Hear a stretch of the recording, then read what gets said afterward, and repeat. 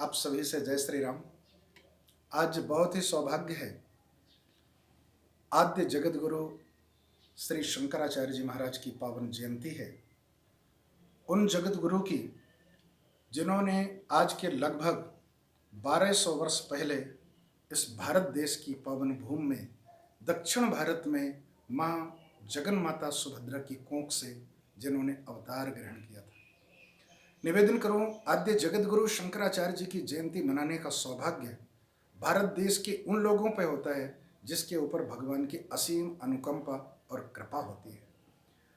आचार्य, संत, ऋषि, मुनि, ये नदियाँ, ये किसी एक पर्सनल व्यक्ति के नहीं होते, किसी एक जाति के नहीं होते और किसी एक मजहब के नहीं होते। आद्य जगत गुरु शंकराचार्य जी महाराज भगवान शंकर के स्वयं साक्षात अवतार हैं। ऐसा कहा भी जाता है, शंकरम शंकराचार्यम, भगवान शंकर ही शंकर के रूप में अवतार ग्रहण किए थे। महाप्रभु श्री जगत गुरु आद्य शंकराचार्य जी महाराज का प्रादुर्भाव उस काल में हुआ था जिस काल में विधर्मियों का आक्रमण पूरे भारत देश में हो चुका था, जिन्होंने कुत्सित भावनाओं को, दूषित भावनाओं के द्वारा सारे समाज को एक निंदित कर दिया था। एक यहाँ पे दूषित भावनाएं फैल चुकी थी, वासनाओं से लोग ग्रस्त हो चुके थे। कोई ईश्वर, कोई अपने आप का चिंतन, आत्मा का चिंतन, इसके विषय में कभी भी कोई सोच नहीं पा रहा था। ऐसे काल में भगवान का चिंतन करना, भगवान की आराधना करना व्यक्ति के लिए बहुत कठिन था। उस काल में जगत गुरु श्री शंकराचार्य जी महाराज का प्रादुर्भाव हुआ। निवेदन करूं, यद्यपि बचपन से ही बड़े प्रतिभाशाली जिस व्यक्ति की दृष्टि पड़ती थी तो शंकर समझ करके ही हर व्यक्ति अभिवादन करता था। भगवान शंकराचार्य जिस समय दक्षिण भारत से भारत देश का उत्थान करने के लिए, समाज का उद्धार करने के लिए एवं वैदिक रीत को पुनः प्रचलन करने के लिए, हर व्यक्ति को धार्मिक बनाने के लिए, उसके अपने आप को पहचान करवाने के लिए, तत्त्वम ऐसी इस महावाक्य का अनुसंधान करवाने के लिए आद्य जगत गुरु शंकराचार्य जी महाराज दक्षिण भारत से भारत देश की यात्रा में निकले और सारे समाज में एक उसे अपने आप को पहचानने की एक विधा बताई। ऐसी अद्वैत विद्या को दे करके हर व्यक्ति को उस काल में, मुझे ऐसा लगता है कि ठाकुर की आराधना, भगवान की आराधना, द्वैत, विशिष्टाद्वैत या कि द्वैताद्वैत की स्थापना अगर उस काल में की जाती तो जो विधर्मियों के आक्रमण से हर व्यक्ति आक्रांत था तो ऐसे काल में वह नहीं समझ पाते।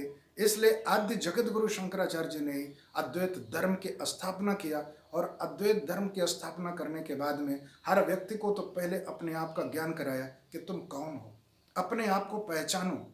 उस काल में आद्य जगत गुरु शंकराचार्य जी महाराज ने, निवेदन करूं, 4 शिष्यों को बनाया और 4 शिष्यों को बनाने के बाद में चारों दिशाओं में 4 मठों की स्थापना किया, जिससे कि पूरे भारत देश के लोग संगठित हो सकें और हिंदू धर्म एक हो सके।